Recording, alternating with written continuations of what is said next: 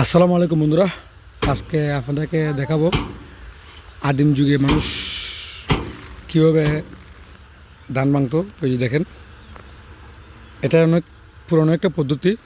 এখন তো আধুনিক যুগে এসে মানুষ বিভিন্ন মেশিনের মাধ্যমে ধান ভাঙায়।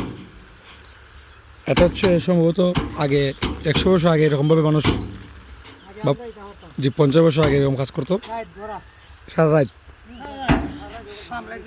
যে ফার্ম লাইট জ্বালাইয়া সারা যে ওনারা এগুলো করতো, বেশিরভাগ সন্নি রাত কাজ করতো এটা।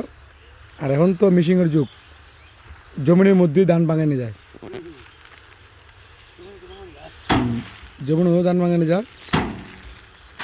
আর ওনারা কিন্তু এই জিনিসটা, এই পদ্ধতিটা ধরে রেখেছে।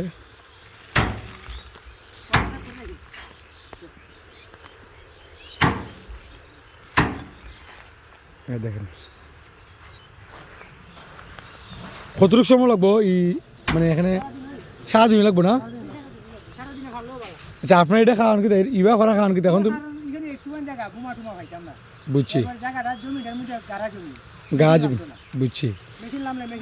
আবার এমনিতে তো বনটা পাওয়া যাবে না, গরুর খাদ্যটা পাওয়া যায় বেশি না? যে মানে ভালোই, সব দিক দিয়ে ভালো।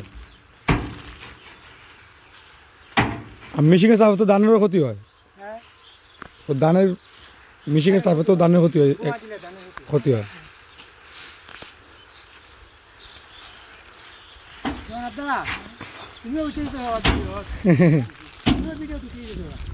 যে গরু ঘাস খাচ্ছে, গরুটা ভয় পাচ্ছে।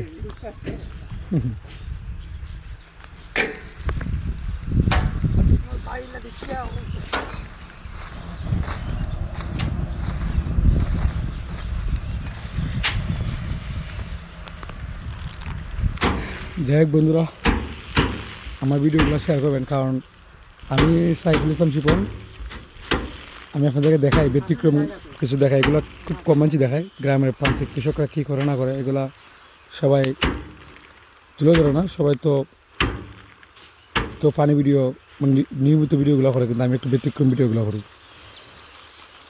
যে ভিডিওগুলো কেমন লাগে আপনার কাছে একটু কমেন্টে বলা যাবেন। ভালো লাগলে অবশ্যই আমার চ্যানেলটা সাবস্ক্রাইব করবেন, আমার ফেসবুক পেজটা ফলো দিয়ে পাশে থাকবেন। সাথে আনলাম থাক ভিডিওটা শেয়ার, খাদ্য দিতাম, খাদ্য দেবো। ঠিক আছে, আপনারা তো কৃষক মানুষ, আপনার সম্মান পাওয়ার যোগ্য আগে। কারণ আপনারা যদি খাদ্য তো না করতেন তা আমরা টেকা দেয়। কিন্তু আসলে এইটা দুঃখজনক, অনেকে আপনাদের মূল্য দিত না। কিন্তু আপনারা যদি খাদ্য উৎপাদন না করতেন, আমরা টেকা তো খাদ্য পাইতাম না। টেকাটা করিব, টেকা চাপে খাওয়া যেত না, ঠিক আছে না? জি, ওনারা সবাই সম্মান পাওয়া উচিত, এবং ওনাদের জি, এবং ওনাদের কীভাবে ভালো হয় ফসল উৎপাদন করতে, এগুলো সহযোগিতা করা দরকার।